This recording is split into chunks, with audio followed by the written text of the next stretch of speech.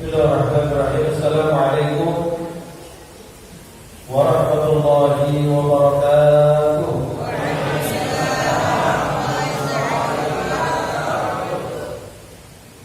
Alhamdulillah, alhamdulillahi rabbil alamin. Wassalatu wassalamu ala asyrafil anbiya'i wal mursalin Sayyidina Muhammadin khataman nabiyyin wa ala alihi wa ashabihi wa man tabi'ahum bi ihsanin ila yaumiddin. Allahumma shalli wa sallim ala sayyidina Muhammadin salatan 'abdin ladhilatuhu wa rasulullahi wasilatuhu wa anta laha ya ilahi wa likulli kabin 'azim faqadim ma alaihi bi sirri bismillahirrahmanirrahim. Subhanaka la ilma lana illa ma 'allamtana innaka antal 'alimul hakim. Rabbi shrah li sadri wa yassir li amri wa hlul 'uqdatam min lisani yafqahu qawli, amma ba'du. Hadirin mukarramin yang sama-sama kita muliakan, para segenap dewan asatidzah, para dewan guru, para hujan, para tokoh masyarakat, Bapak RT, Bapak RW, dan Dewan Kemakmuran daripada masjid dan mushola yang berada di RW 07. Serta yang sama-sama kita muliakan pula orang tua kita, Bapak Haji Sabri, yang mudah-mudahan semuanya selalu dirahmati dan diberkahi oleh Allah Subhanahu wa taala. Alhamdulillah, rangkaian daripada rasa syukur dan bentuk tahajud nikmat kita kepada Allah Subhanahu wa taala adalah di mana kita sebagai seorang hamba tidak pernah henti-hentinya untuk selalu mengagungkan Allah, untuk selalu memuja dan memuji Allah Subhanahu wa taala atas karunia dan kenikmatan yang begitu banyak, yang begitu besar yang Allah Subhanahu wa taala telah berikan kepada kita. Mudah-mudahan dari kenikmatan-kenikmatan tersebut itu semua bisa menjadi sebuah kebaikan yang mendatangkan kemanfaatan bagi diri kita, tidak hanya dalam kehidupan dunia, tapi insyaallah di dalam kehidupan akhirat kita nanti. Amin ya rabbal alamin. Salawat kirim salam marilah kita limpah curahkan kehadiran junjungan alam kekasih Allah baginda Nabi kita Muhammad sallallahu alaihi wa ala alihi wa sahbihi wasallam. Mudah-mudahan kita menjadi umatnya, kita menjadi orang-orang yang mengharapkan daripada pertemuan dengan baginda Rasulullah sallallahu alaihi wasallam serta syafaat beliau. Kita berharap kepada Allah Subhanahu wa taala agar Allah Subhanahu wa taala dapat mempertemukan kita, menyatukan kita bersama baginda Rasulullah sallallahu alaihi wasallam di yaumul qiyamah nanti. Amin amin ya rabbal alamin. Baik, sebelum kita memulai daripada tahlil kita, marilah kita awali daripada tahlil kita ini dengan melafazkan ya tahlil. Bismillahirrahmanirrahim. Bismillahirrahmanirrahim. Nawaitu ta'alluma wa ta'lim wa tadakkur wa tadhkir wa naf'a wal intifa' wal ibadata wal istifada wal hatta ala tamassuk bi kitabillah wa sunnati Rasulillah sallallahu alaihi wasallam wa du'a ila al-huda wa dalalata ala al-khair ibtigha'a wajhi Allahil karim wa maghfiratihi wa ridwanihi wa qurbihi wa thawabihi wa jannatihi subhanahu wa ta'ala. Bismillahirrahmanirrahim. Qala al-musannif rahimahullah wa nafa'ana bihi wa bi'ulumihi fid darain amin radhiyallahu anhum. Faslun fi bayan arkanul islami. Sekarang kita masuk kepada fasal yang menerangkan tentang makna dan juga bahagian daripada rukun di dalam agama kita. Dikatakan bahwa arkanul Islam ini merupakan salah satu fondasi daripada penguat bagi diri kita seorang hamba ketika kita meyakini bahwa sesungguhnya agama yang diakui oleh Allah Subhanahu wa taala, agama yang benar di sisi Allah Subhanahu wa taala, agama yang tidak ada mengalahkan daripada kesempurnaan, agama yang Allah turunkan kepada umat manusia, itu agama Islam ini. Dan di mana kita sebagai seorang hamba, kita sebagai seorang umat Islam harus memiliki daripada fondasi dan meyakini apa yang Allah Subhanahu wa taala telah tetapkan di dalam rukun-rukunnya. Karena tadi saya sampaikan, ketika kita berbicara tentang rukun, berarti kita berbicara tentang satu hal yang wajib harus kita laksanakan, yang wajib harus kita tanamkan di dalam i'tikad kita, di dalam keyakinan kita kepada Allah Subhanahu wa taala, dan keyakinan kita terhadap berbagai macam bentuk perintah yang Allah Subhanahu wa taala tetapkan kepada kita sebagai seorang yang dikatakan mukallaf. Jadi beban atas semua perintah yang Allah bebankan kepada kita, yang Allah turunkan kepada kita, bagi mereka orang-orang yang telah mencapai batasan daripada balagha haddut taklif. Jadi mereka yang dikatakan sebagai orang-orang yang mukallaf. Apa yang dimaksud dengan mukallaf di sini? Yang dimaksud dengan mukallaf di sini adalah mereka orang-orang yang berakal. Kemudian orang-orang yang telah baligh, orang-orang yang telah sampai kepada mereka dakwah Islam, dan mereka orang-orang yang memiliki pengetahuan atas perintah yang Allah perintahkan kepada mereka di dalam agama ini. Jadi kita dikatakan sebagai orang yang mukallaf. Ketika kita dikatakan sebagai orang yang sudah mukallaf, berarti beban atas sebuah perintah yang Allah perintahkan kepada kita wajib dan harus kita laksanakan.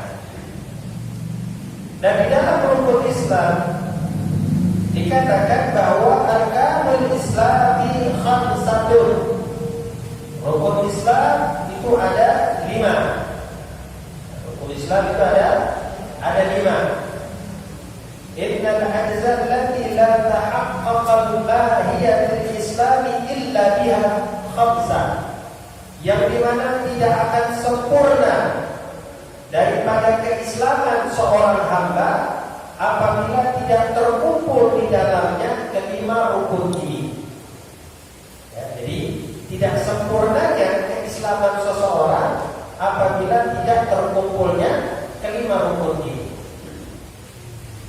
Rukun yang pertama dikatakan syahadatu an la ilaha illallah wa anna Muhammadan Rasulullah.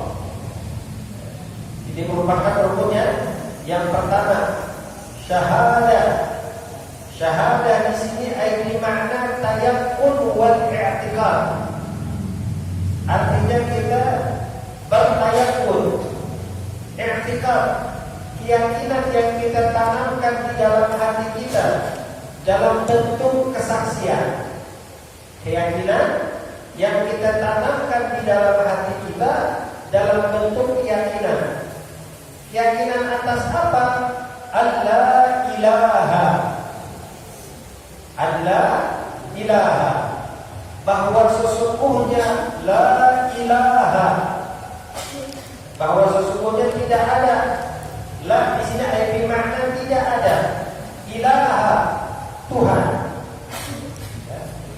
Al-ma'bud bihaq, yang wajib untuk disembah. Yang wajib untuk disembah, yang wajib bagi kita untuk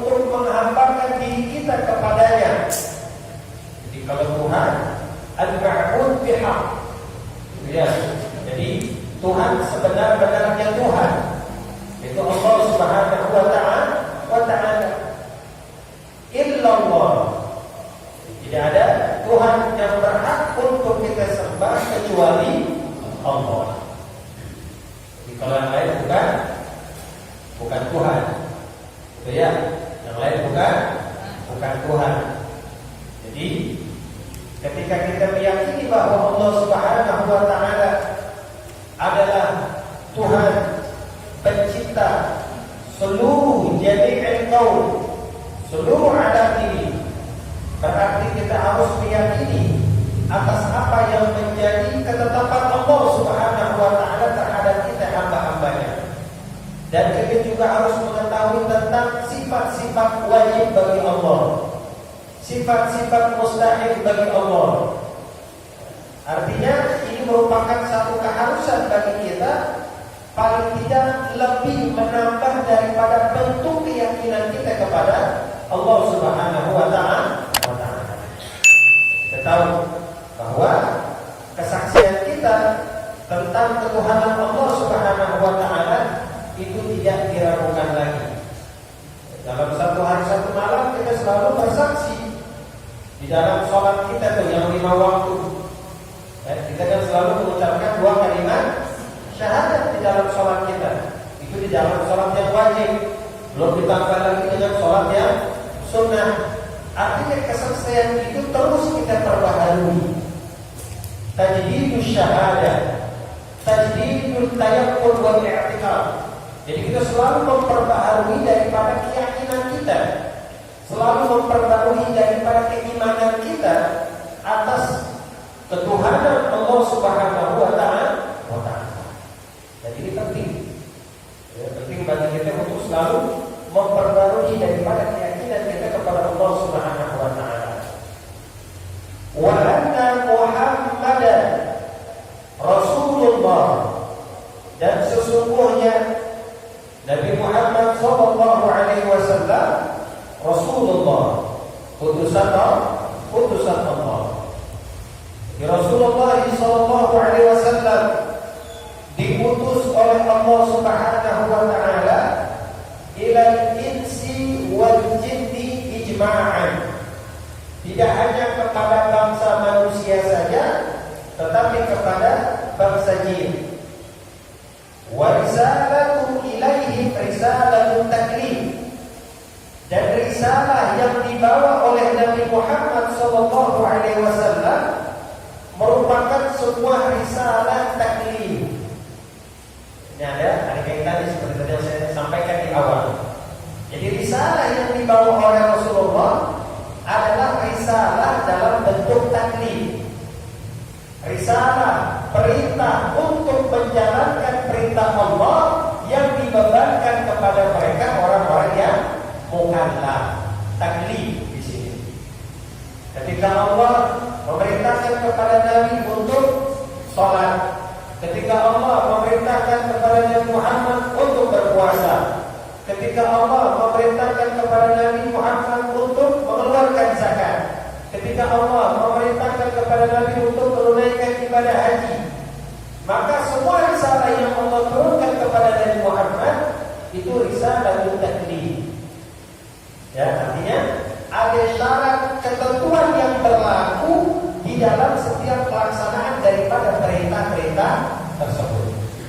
Maka nanti kita akan belajar itu sholat dengan syarat sahnya, dengan syarat wajibnya, dengan rukun-rukunnya, dengan sunnah-sunnahnya, dan hal-hal yang membatalkan daripada sholat itu sendiri. Nanti kita akan ketahui untuk siapa beban atas perintah itu ditujukan. Makanya dikatakan oleh sebagian para ulama bahwa risalah ilaihi, risalah yang Allah turunkan kepada mereka. Siapa mereka di sini? Bangsa manusia, kemudian juga bangsa jin. Jadi yang sholat bukan tidak doang bangsa manusia, bangsa jin juga terkena perintah bagi mereka untuk sholat. Bangsa jin juga sama. Apa yang Allah perintahkan kepada kita itu juga Allah perintahkan kepada mereka bangsa jin, walaupun bentuk mereka tidak tampak dan nyata. Ya, makanya dikatakan risalah taklif, terbebani mereka dengan perintah tersebut. Makanya ada diistilahkan dengan bangsa jin yang beriman, ada juga bangsa jin yang tidak beriman. Ayatnya manusia aja begitu. Ya, jadi ada yang nakal juga, ada yang bandel juga. ada yang soleh, alim, abid. Jadi layaknya seperti manusia. Cuma wujud mereka Allah jadikan seperti itu. Dia bisa berubah-ubah, kadang bagus, kadang jelek, ya tergantung. Kalau yang ketemu yang bagus ya bagus, kalau yang ketemu yang jelek ya jelek, gitu ya. Jadi itulah ya risalah yang Rasulullah SAW bawa untuk mereka. Wa ila malaika, dan kepada mereka para malaikat. Apakah risalah tersebut dikatakan sebagai risalah taklif seperti apa yang dijadikan kepada manusia dan bangsa jin? Kalau untuk mereka para malaikat, para ulama mengatakan risalah itu taklif dan tasyrif. Sebagian ulama mengatakan sama taklif juga, bukan tasyrif, memuliakan. Karena malaikat kerjanya kalian adalah beribadah. Jadi malaikat kerjanya adalah beribadah kepada Allah. Jumlah daripada malaikat sendiri yang kita harus yakini, kita tidak tahu jumlahnya berapa, banyak. Cuma yang wajib untuk kita ketahui ada 10 tadi itu. Tapi jumlah begitu banyaknya malaikat yang Allah jadikan, seberapa banyak tidak ada yang tahu jumlah. Ya, karena saking banyaknya malaikat yang berada di langit dunia, malaikat yang ada di langit pertama, malaikat yang ada di langit kedua, terus sampai dengan langit ketujuh. Para malaikat yang memikul dan membawa arasy-Nya Allah Subhanahu wa taala. Para malaikat yang menjaga tempat-tempat yang mulia yang Allah perintahkan kepada mereka. Belum para malaikat yang selalu mengiringi kita, selain daripada malaikat yang mencatatkan tentang amal baik dan buruk kita. Jadi malaikat pada diri kita itu bukan dua sebenarnya. Malaikat yang Allah perintahkan untuk mengawasi kira-kira kita itu jumlahnya banyak sebenarnya. Bukan hanya sebatas dua sosok malaikat, Raqib dan Atid, yang tugasnya untuk mencatat. Kalau Raqib dan Atid kita tahu dan tugasnya untuk mencatat kebaikan dan keburukan. Dan yang salah satu menjadi bentuk kasih sayangnya Allah kepada kita, di mana Allah memerintahkan kepada malaikat mencatat kebaikan. Apabila seorang hamba mereka melakukan kebaikan, disegerakan untuk dicatat kebaikan tersebut. Bahkan ketika kebaikan itu belum dilakukan, udah dicatat. Baru niat doang. Tadi pagi atau tadi siang, ntar malam niat mau ngaji di musola nih. Niat dan pagi itu kita dong, ya. Nanti malam saya mau ngaji di musola, malam Jumat nih. Kita baru lihat saja, tapi malaikat sudah mencatatkan kebaikan buat kita. Ya, mu'min khairan min amali. Niat orang yang beriman itu lebih baik dari amal. Jadi niatnya dulu yang dicatatkan. Dicatat, walaupun pada akhirnya nih, pada kenyataannya kita gak jadi hadir pengajian di musola. Gak jadi. Ya, sebabnya banyak dah. Kenapa kita sampai gak jadi hadir di musola? Tapi paling tidak niat tersebut sudah dicatatkan sebagai sebuah kebaikan buat kita. Itu kasih sayangnya Allah kepada kita. Ya, tapi jangan mentang-mentang terus Allah kasih begitu kasih sayangnya kepada kita, akhirnya kita tidak melakukan apa-apa. Jadi niatin aja, gitu kan? Ya, nggak usah dilakukan, yang penting kan niatnya. Sering itu kita dengar orang ngomong begitu. Kenapa nggak pendidikan, yang penting niatnya? Ya dia juga kalau tanpa amal nanti jadi sia-sia. Gitu ya. Kalau andai kata hanya niat saja tanpa kita beramal, kok nggak sholat, yang penting niatnya, gitu. Sholat itu kapan aja, ya. Kok nggak puasa, yang penting niat dulu. Puasanya ntar bisa kapan aja. Dan nggak bisa begitu. Nabi SAW memberikan contoh kepada kita antara niat dengan amal yang dilakukan secara bersamaan. Niat sholat dengan sholatnya dilakukan, niat puasa dengan puasa dilakukan. Semuanya ibadah yang takiru ila niat. Jadi yang namanya ibadah apapun itu bentuknya pasti membutuhkan yang namanya niat. Ketika kita sudah meniatkan atas sesuatu, maka kebaikan sudah Allah jadikan buat diri kita. Walaupun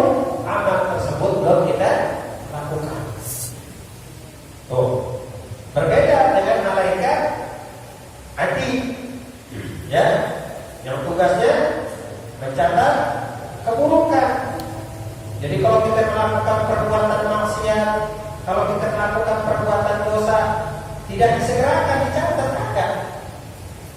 Ada orang lihat nih, lihat saya mau melakukan perbuatan dosa, kagak dicatat, ditunggu oleh malaikat.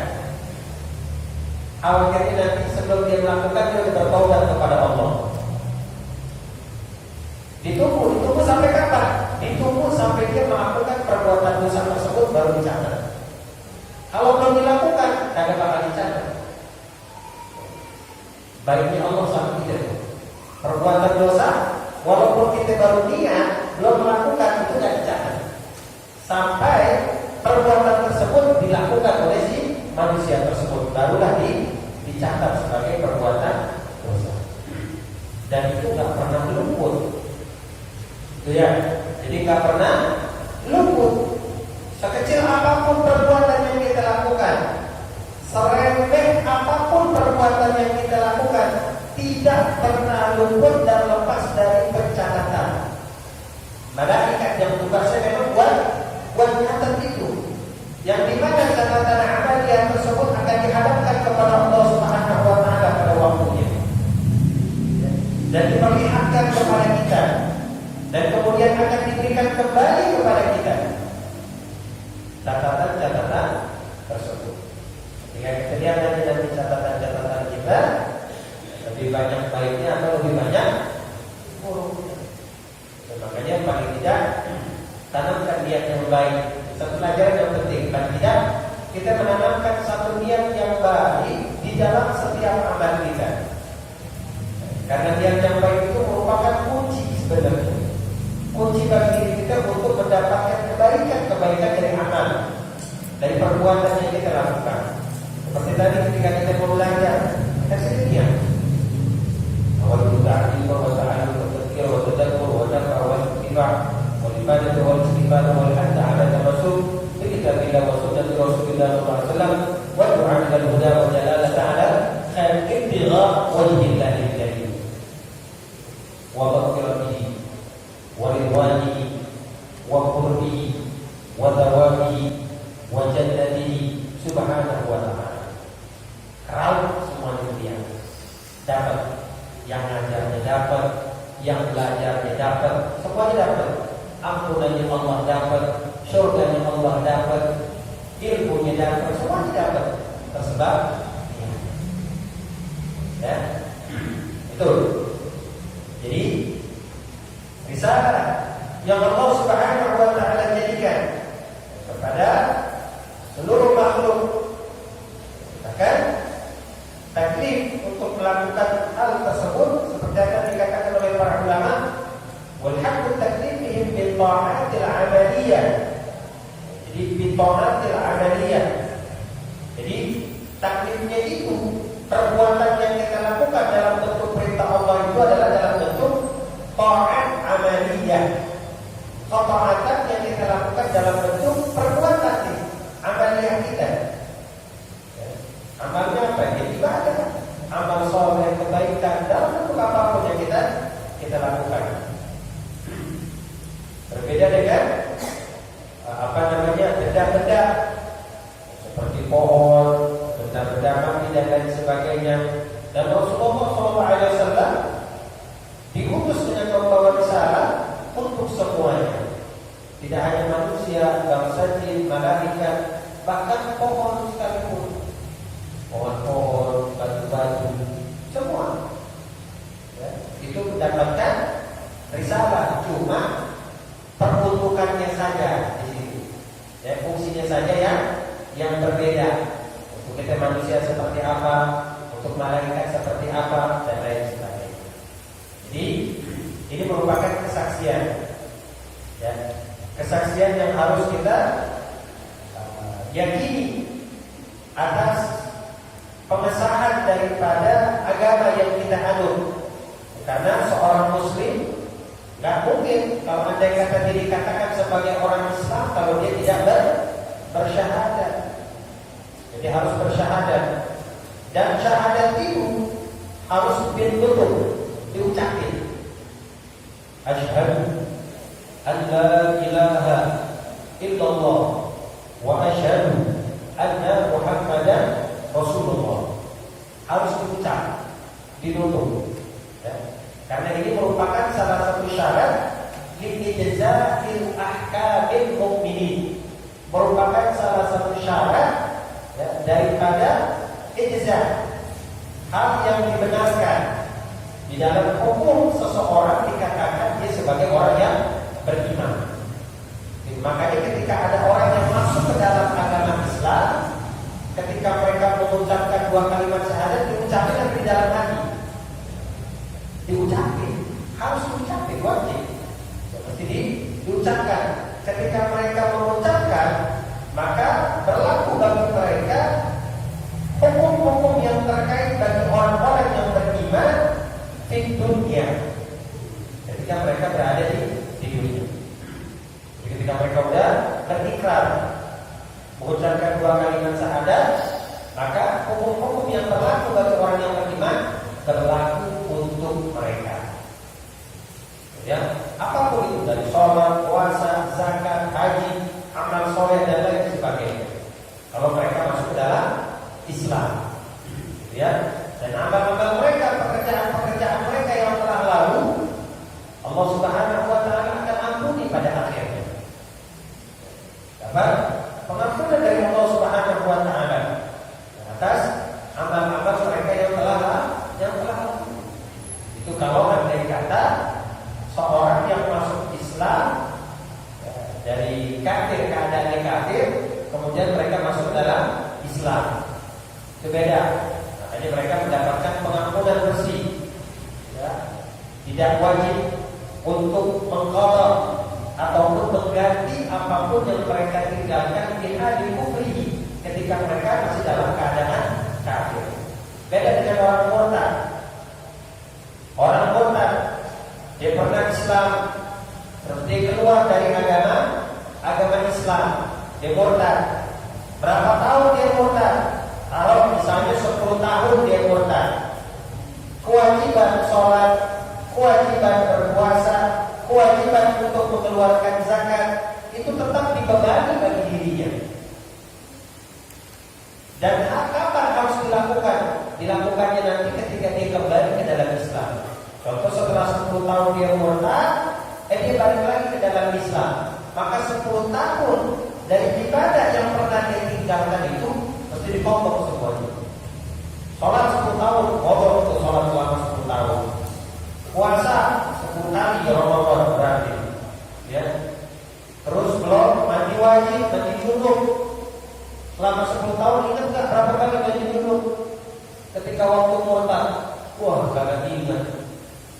Jadi kan apa yang menjadi sebuah kewajiban.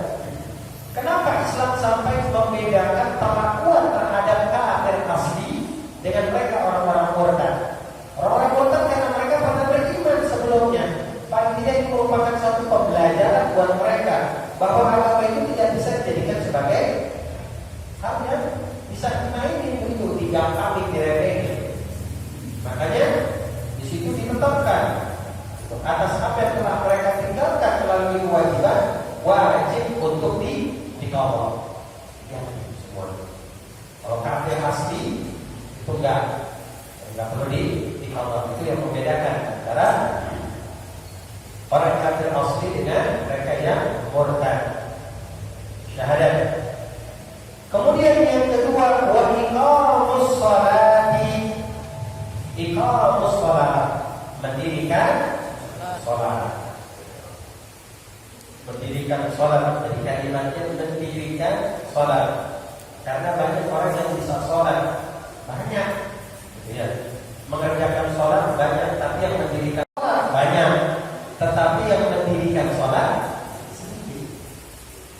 Emang apa sih bedanya antara mengerjakan sholat dengan mendirikan sholat? Jadi kalau mengerjakan kan berarti hanya sebatas apa yang dikerjakan saja daripada sholatnya, gitu ya. Masalah mau diterima atau tidak, masalah mau khusyuk atau tidak, Masalah karena keterpaksaan atau sebatas menggugurkan kewajiban atau tidak, bukan urusan kita. Yang penting kita sholat, yang penting kita kerjain. Itu kalau kerjain sholat. Beda dengan mendirikan. Kalau mendirikan sholat, iqamus sholat. Mendirikan sholat itu bukan hanya sebatas jasa dia saja, anggota tubuh kita saja yang berkhidmat kepada Allah melalui setiap gerakan sholat yang kita lakukan, melalui setiap bacaan sholat yang kita baca, tapi lebih kepada di mana kita bisa mengkondisikan hati kita ketika kita berada di dalam sholat dan kemudian membawa sholat tersebut keluar ke dalam kehidupan kita. Itu baru mendirikan sholat. Ya, jadi mendirikan sholat itu tidak hanya ketika kita berada di dalam sholat, tapi ketika kita berada di luar sholat, sholat itu tetap ikut ala kita. Makanya kita sering dengar, inna sholata tanha 'anil fahsya wal munkar, bahwa sholat itu bisa mencegah seseorang daripada perbuatan keji dan munkar. Karena apa? Karena mereka membawa sholat mereka ketika mereka berada di luar sholat. Ketika mereka membawa sholat mereka ketika mereka berada di luar sholat, maka dari sholat tersebut akan menjaga mereka. Orang yang sholatnya baik, orang yang sholatnya sempurna, orang yang sholatnya dipenuhi dengan harapan dan rasa khusyuk di dalam sholatnya, maka sholat itu akan menjadi pelindung bagi mereka ketika mereka berada di luar sholat. Ya, pelindung daripada perbuatan keji, pelindung daripada perbuatan kemungkaran, pelindung daripada perbuatan maksiat dan dosa. Kalau mereka benar-benar mendirikan orang yang baik di dalam pergaulannya, orang yang baik di dalam tutur katanya, orang yang baik di dalam memperlakukan keluarganya, orang yang baik di dalam hidup bertetangga, orang yang baik di dalam pekerjaannya, orang yang baik di dalam mencari nafkahnya, berarti orang tersebut baik di dalam sholatnya. Kita gampang. Kalau mau lihat orang baik atau kagak baik, lihat aja sholatnya. Ya, kita lihat sholatnya baik, insya Allah semuanya baik. Fahsya, munkar, nggak ada. Kalau sholatnya, walaupun ada orang banyak sholat, sering sholat dan lain sebagainya, tapi maksiat di jalan terus, dosa di jalan terus, dengan sholat tidak menjadi pelindung buat dia. Berarti dibilang mendirikan sholat baru sebatas mengerjakan sholat. Ini yang harus kita paham. Ya, jadi sholat yang kita lakukan bukan hanya sebatas untuk menggugurkan daripada kewajiban kita terhadap Allah, tapi lebih daripada itu. Ya, salat merupakan mi'rajul mukmin. Ya, perjalanan menuju Allah Subhanahu wa taala bagi seorang yang beriman adalah ketika mereka berada di dalam salat. Khitab kita, ketika kita berkhitab, ketika kita membaca setiap doa yang kita baca di dalam salat, kita meyakini bahwa yang kita hadapi pada saat ini adalah Allah. Ketika kita sedang berhadapan dengan Allah, jadi bagaimana kita memposisikan diri kita, bagaimana kita memkondisikan hati kita ketika kita berada di hadapan Allah Subhanahu wa taala. Bagaimana dengan takbiratul ihram yang kita lakukan ketika kita mengangkat kedua tangan kita, Allahu Akbar. Ya. Dari kalimat takbir yang kita ucapkan dibarengi dengan apa? Ta'ziman lillah, pengagungan terhadap kebesaran Allah. Keagungan Allah itu kita besarkan ketika kita mengangkat kedua tangan kita. Jadi bukan semata-mata ketika kita mengangkat tangan Allahu Akbar, kemudian cuma angkat tangan doang, takbir selesai, tanpa ada ta'zim. Ya, ta'zim li'azamatillah, tentang kemuliaan Allah, tentang kebesaran Allah, tentang keesaan Allah. Ta'zim inilah yang harus kita tanamkan. Karena yang kita hadapi pada saat kita sholat adalah Allah. Ya, jadi penting bagi kita untuk kita perbaiki. Ya. perbaiki daripada kualitas sholat kita. Kualitas sholat kita nih, saya gitu ya, pribadi, ya saya akui bahwa kualitas sholat kita jauh dari kata sempurna, ya, jauh dari kata baik. Karena apa? Setiap saat kita tidak pernah henti-hentinya untuk selalu memperbaiki daripada kualitas ibadah kita kepada Allah, sampai kita benar-benar merasakan nikmatnya di dalam beribadah. Sampai setiap bacaan yang kita baca itu benar-benar kita nikmati. Sampai setiap gerakan yang kita lakukan kita nikmati. Ya. Sampai-sampai kita tidak mau keluar dari sholat kita karena saking apa? Saking nikmatnya. Orang kalau makan nih, ya, setiap makanan yang dia masukkan ke dalam mulutnya kira-kira dirasain ya? Oh, dirasain. Kalau dia makan nasi goreng, bisa nasi goreng rasanya gimana nih? Dia manis, asin, atau pedas, kalau pahitnya mungkin, gitu ya? Kan dia rasain, oh ini nasi gorengnya enak nih. Atau kita makan makanan yang lain, makan dengan berbagai macam lauk-lauk yang ada di hadapan kita, yang ada di dalam diri kita. Kita makan dengan sayur, kita rasain di sayurnya. Kita makan dengan misalnya ayam goreng atau ikan goreng, kita rasain itu ayam atau ikan gorengnya. Semuanya kita rasain dan itu rasanya berbeda-beda yang masuk ke dalam mulut kita. Dan ketika makanan itu terasa enak buat diri kita, pasti kita akan memuji makanan tersebut. Kita puji kan? Masya Allah, ini makanan enak amat ya. Siapa yang masak? Sampai enak benar ini makanan. Ya, kita puji pada akhirnya bukan makanannya doang, tapi siapa yang memasak makanan tersebut. Iya kan? Ikut kita puji. Ketika kita sholat sekarang, dan kita analogikan seperti itu. Ketika kita sholat, kita melakukan setiap gerakan di dalam sholat kita. Ada berdiri, ada ruku, ada i'tidal, ada sujud, ada duduk di antara dua sujud, ada tasyahud awal, ada tasyahud yang terakhir. Setiap gerakan yang kita lakukan di dalam sholat, kita berusaha untuk kita nikmati. Karena apa? Gerakan-gerakan tersebut merupakan khidmahnya anggota tubuh kita kepada Allah.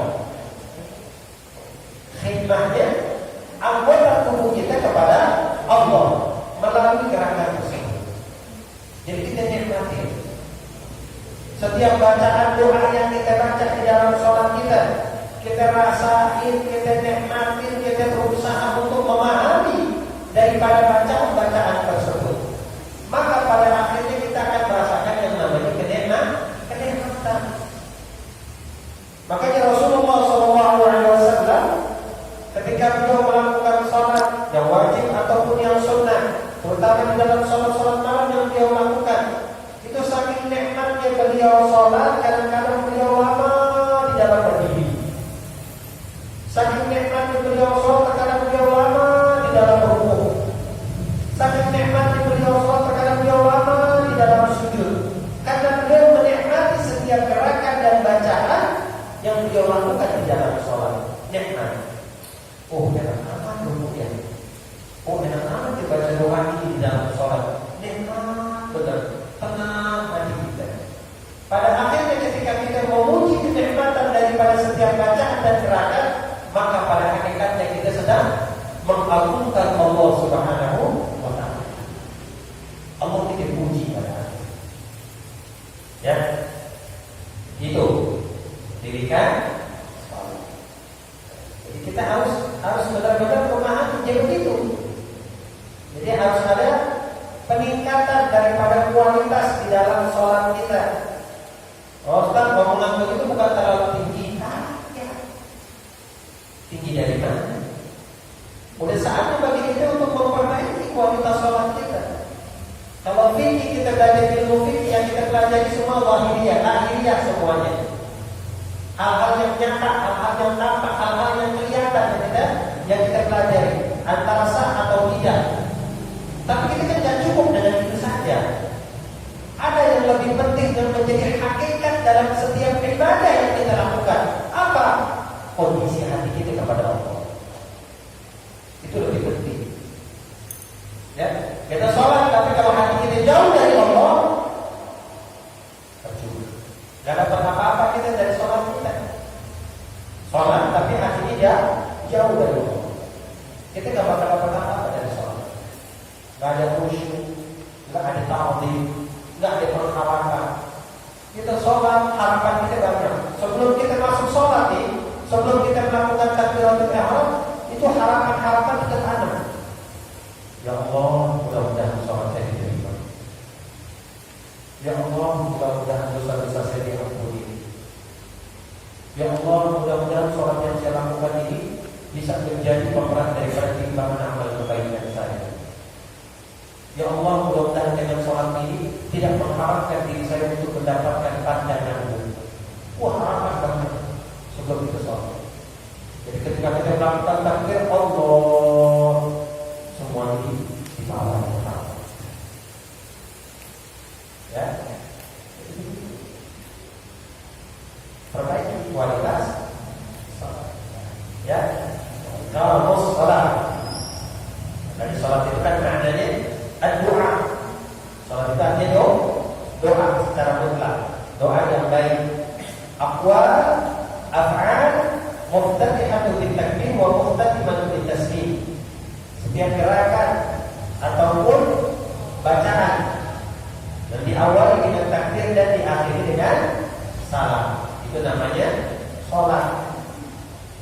Kecuali kalau sholatnya orang yang bisu atau sholat yang menggunakan isyarat, ya, atau sholat yang dilakukan oleh orang-orang yang sedang dalam perjalanan dan lain sebagainya. Tetap pada hakikatnya itu semua adalah kewajiban yang harus kita lakukan dalam kondisi apapun, dalam keadaan apapun. Tidak ada alasan bagi diri kita untuk meninggalkan yang namanya sholat. Ya. Sakit, wajib kita sholat. Gak bisa berdiri, ya duduk. Gak bisa duduk, berbalik sebelah kanan. Gak bisa juga terletak. Gak bisa bergerak, pakai isyarat. Gak bisa pakai isyarat, dia jadi alat lagi. Hati dia gak bisa juga, menjaga hati. Ya. Jadi gak bisa sholat, gak bergerak. Aku semua seluruh tubuhnya aku gak bisa bergerak. Saya gak sholat, tetap wajib sholat. Tetap wajib. Jadi kita jangan menganggap remeh perintah di dalam laksanakan sholat. Ya. Wa aqimus sholata inna sholata tanha 'anil fahsya'i wal munkar. Kemudian yang ketiga, wa ita'uz zakati. Ita'uz zakat. Ya, mengeluarkan zakat. Ita'uz zakat atau ita'uz zakat di sini i'ta, memberikan zakat atau mengeluarkan zakat minal anwar tananiyah. Yang kita ketahui ada 8 macam. Ya. Yang pertama ibil. Kalau zakatnya diambil dari zakat hewan ternak, seperti ibil, unta, ya, atau bakar, sapi, atau ghanam, kambing. Jadi hewan yang ada zakat itu cuma 3: unta, sapi, kambing. Ayam, punya ayam satu proyek. Itu ya. Ada zakat juga? Enggak ada zakat ayam. Zakat ayam ada enggak? Enggak ada. Walaupun itu punya ayam banyak. Jadi zakatnya bukan dilihat dari ayamnya, tapi dari orang tijarah, dari usahanya. Ya, zakatnya dari usahanya, bukan dari ayamnya. Ya, jadi kalau hewan itu cuma 3. Kemudian kalau dari perhiasan seperti zahab wal fiddah, emas dan perak, itu ada zakatnya. Kalau kita punya emas kurang lebih sekitar 96, sekian atau 99 dalam pendapat yang lain gram. Ibu-ibu di rumah punya nggak 99 gram emas atau 96 gram emas? Ada di rumahnya? Nggak ada. Banyak benar-benar. Ya kita paling punya sekitar 2 gram, gitu ya. Kalau 96 maka nggak ada. Ya. Tidak ada zakatnya, tapi nanti berkaitan dengan nisabnya, dengan haulnya, ya kita bahas semuanya. Ya. Kemudian juru, ya, pertanian, ya, seperti biji-bijian atau makanan pokok di sini, beras, gandum, ya, kemudian kacang-kacangan, semua itu ada zakatnya. Kemudian nakhl wal inab, untuk buah itu kurma dan anggur. Kalau buah itu cuma 2 yang ada zakat, kurma dan anggur. Karena pada saat itu di Jazirah Arab sendiri, ya buah dan tumbuh hanya 2 itu, kurma dan anggur. Di kurma yang sudah dikeringkan atau anggur